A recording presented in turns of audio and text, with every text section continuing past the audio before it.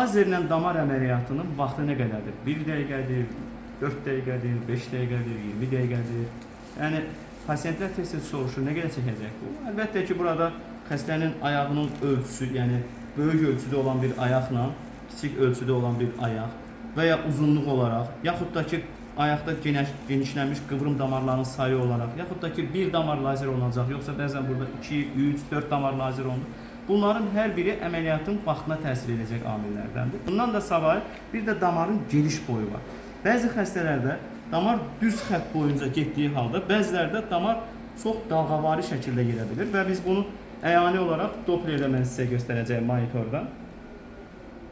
Damarın içərisindən parlaq gedən lazer kateteridir. Və burada damarın içərisinə baxın, o qara gördüyünüz həlqə gedişi boyunca əyri gedibdir. Belə olan halda bəzən bir damarın içərisinə bu qədər segment bir əməliyyat olunur, sonraki segment ayrı bir əməliyyat olunur və ya yəni bir neçə dəfə damara giriş olunur ki, bu isə əməliyyatın vaxtını uzada bilir. Ona görə də ümumilikdə əməliyyatın vaxtını təxminən bir ayaq üçün hardasa yarım saat təyin edə bilirik.